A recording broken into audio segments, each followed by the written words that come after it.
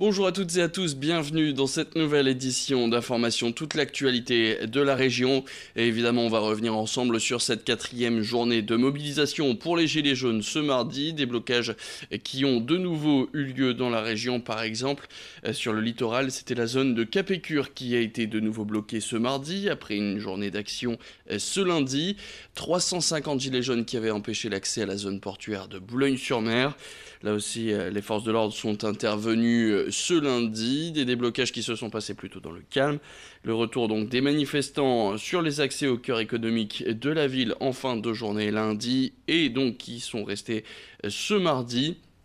Voilà donc pour l'actualité, les Gilets jaunes présents dans de très nombreuses mobilisations sur le littoral, principalement sur le littoral pour la région.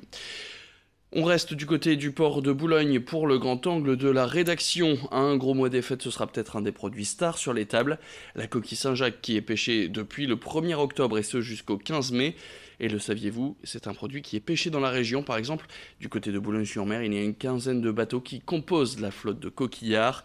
Notre reporter Louis Caillé a pu monter sur le plus grand d'entre eux, le Charles de Foucault, dans les coulisses de la coquille Saint-Jacques. Un reportage signé Louis Caillé. Lundi matin, 4 heures. Au bassin Loubet à Boulogne-sur-Mer, l'équipage du coquilier le Charles de Foucault arrive. Quelques instants plus tard, c'est dans l'obscurité la plus totale que le bateau se dirige vers une zone de pêche à 1h30 du port. Le temps de s'y rendre, une partie de l'équipage s'endort avant de démarrer une très longue journée. C'est une zone qu'on a travaillée en tout début de saison, qui était assez riche, on va dire. Donc, on va redémarrer là. On va essayer là pour commencer. Les marées, elles ont changé, il y a moins de courant, donc on va essayer là-bas. Arrivé sur site, c'est le moment pour Luc Ramé de mettre à l'eau les 16 filets métalliques, des dragues, en espérant remonter un maximum de coquilles Saint-Jacques. On a ralenti pour mettre les dragues dehors, là j'accélère. Le temps que les dragues ils se mettent bien en place à la surface de l'eau, puis on va filer les câbles. On va essayer de le traîner 1h30. Après on traînera moins, après ça sera 1 heure à peine. Là c'est parti là. Allez, on va larguer là-bas.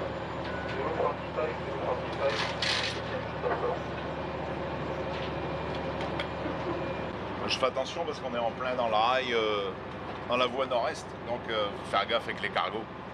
Pêcher la coquille Saint-Jacques, c'est un peu partir à l'aventure avec beaucoup d'incertitudes. Car même après 30 années à pêcher, rien ne garantit au capitaine que les coquilles sont là. Soit parce que le travail a déjà été fait par d'autres, soit parce que le gisement s'est déplacé à cause des marais. On sait jamais ce qu'on va trouver, hein. Là on a filé en espérant... là c'est un premier trait, hein. On file jamais vraiment à l'endroit pile poil où on voudrait être, on file toujours un peu avant pour essayer, on tâte le terrain, quoi. On veut pas toujours se diriger sur les collègues. Donc là il y a les collègues qui sont plus sur voie, mais bon on va pas filer avec eux, on va filer avant. Puis on va aller les chercher tout en tirant nos engins de pêche, quoi. Mais il n'y a rien qui nous certifie qu'on va trouver de la coquille, hein. Il peut ne rien y avoir, on espère trouver quelque chose, c'est pour ça qu'il faut essayer. 1h30 plus tard, c'est le moment de lever les filets, les vider, les remettre à l'eau, puis procéder au tri. Le processus va ainsi se répéter une vingtaine de fois jusqu'au soir, avec pour objectif d'atteindre les quotas, soit 2200 kg par jour. Pour l'équipage, à peine le temps de finir de trier qu'il faut de nouveau réceptionner les filets pleins à craquer.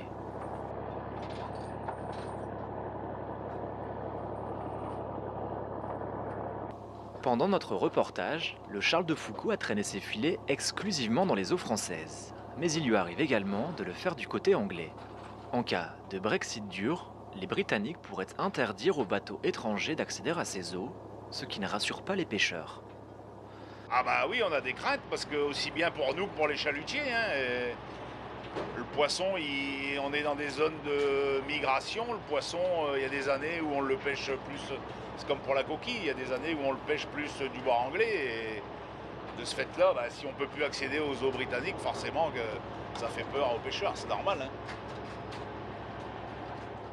Après 18 heures en mer, retour au port de Boulogne pour décharger et stocker les 60 caisses de coquilles qui seront vendues à la criée au petit matin. De notre côté, c'est l'heure de rentrer et d'aller se coucher après 24 heures à rester éveillé.